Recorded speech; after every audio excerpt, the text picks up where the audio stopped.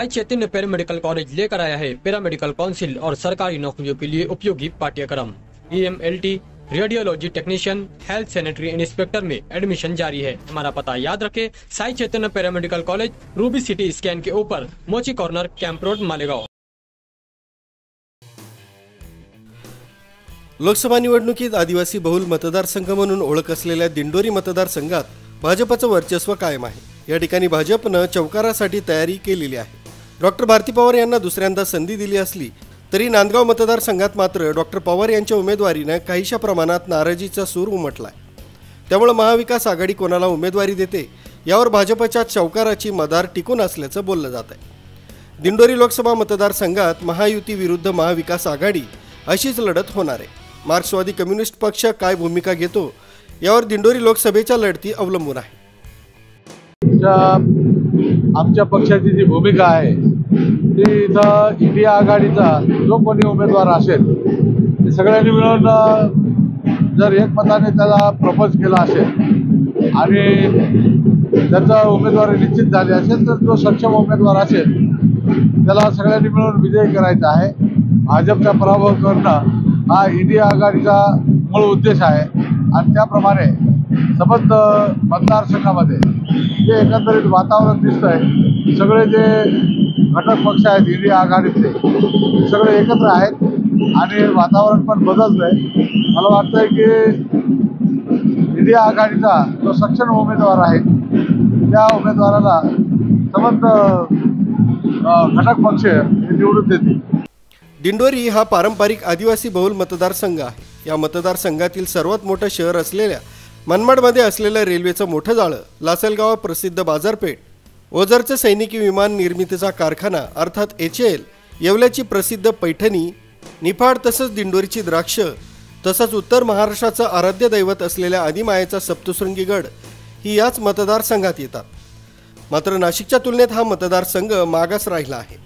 संघात येणाऱ्या नांदगाव तालुका मनमाडमध्ये तर या तालुक्यामध्ये तसं केंद्र सरकारच्या एकूणच धोरणाबद्दल किंवा स्थानिक सरकारच्या विरोधात एक नाराजी पसरलेली आहे, शेतकऱ्यांची विशेषतः। आमच्या खासदार साहेबांना गेल्या 5 वर्षामध्ये रेल्वेचे थांबे जे नांदगावला मागितले होते ते पूर्ण करता आलेले नाहीत। मनमाडची बंद झालेली कुर्ला तीसुद्धा त्यांना सुरू करता आलेली नाही आहे। यामुळे सर्वसामान्य मनमाडकर किंवा नांदगाव तालुक्यातली जनता ही नाराजी आहे। मतदारसंघात मनमाडमध्ये पाहिजे तसा रेल्वेचा विकास झाला नाही किंवा दिंडोरी, पेठ, सुरगाणा, कळवण या आदिवासी बहुल तालुक्यांना निसर्गानं भरभरून दान देऊनही पाहिजे तसा पर्यटन विकास झाला नाही। त्यात केंद्राने कांदा निर्यात बंदीबाबत घेतलेला निर्णय हा भाजपला त्रासदायक ठरणार यात शंकाच नाही। उमेदवार मतदारांच्या दारात गेल्यावर त्यांना सर्वप्रथम या निर्यात बंदीबाबतच्या प्रश्नांची उत्तरे द्यावी लागणार आहेत। मत व्यक्त करत असताना दुसऱ्या बाजूला हा एक गोष्ट आहे की केंद्र सरकारच्या पंतप्रधान नरेंद्र मोदी यांनी ज्या काही उज्ज्वला गॅस किंवा इतर ज्या योजना केल्या आहेत त्याचा प्रत्यक्ष लाभ हा काही प्रमाणात शेतकऱ्यांना, सामान्य माणसांना होतात। अयोध्या वारी घ्या, मोफत वगैरे चाललेलं आहे सगळं। तर जे लाभार्थी आहेत त्यांना तर निश्चितच त्याबद्दल मोदी सरकारच्याबद्दल आत्मीयता वाटायला लागलेली। दुसरी गोष्ट अशी म्हटलेली आहे की एकूणच आर्थिक धोरण, या आर्थिक धोरणाचा परिणाम हा देशवासियांना भोगावा लागत असतानाच येणाऱ्या काळामध्ये मोदी सरकार किंवा भाजप ज्या धार्मिक आव्हानं करेल त्याच्यामुळे मात्र एक वेगळा इफेक्ट होण्याची शक्यता नाकारता येत नाही तिथे।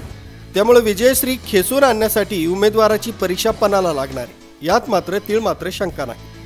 दिंडोरी मतदारसंघाच्या निर्मितीपासून हा मतदारसंघ भाजपचा बालेकिल्ला राहिला आहे। या मतदारसंघातून माजी खासदार हरिश्चंद्र चव्हाण यांनी भाजपकडून विजयाची हॅट्रिक केली। मात्र 2019च्या सार्वत्रिक निवडणुकीत भाजपने विद्यमान खासदार हरिश्चंद्र चव्हाण यांना ब्रेक देत त्यांच्या विरोधात 2014च्या निवडणुकीत राष्ट्रवादी काँग्रेसकडून उमेदवारी करून पराभूत झालेल्या डॉक्टर भारती पवार यांना आयात करून भाजपने त्यांना निवडणुकीच्या रिंगणात उतरवलं। मोदी लाटेवर स्वार होत डॉक्टर भारती पवार यांनी विजय मिळवित दिंडोरी लोकसभा मतदारसंघाच्या पहिल्या महिला खासदार झाल्या। भाजपनं त्यांना केंद्रीय राज्यमंत्री पदाची संधी दिली, मात्र त्या संधीचं त्यांनी पाहिजे तितकं सोनं केलं नाही। EMRSचं काम चालू आहे, HALला 6000 कोटींचं वर्कलोड आता मंजूर करून आणलेलं आहे, मनमाडचं रेल्वे स्टेशन, इतके कामं आहेत की ती यादी वाचली तर मी म्हणते की कुठल्या सरकारने एवढी कामं केली नसतील।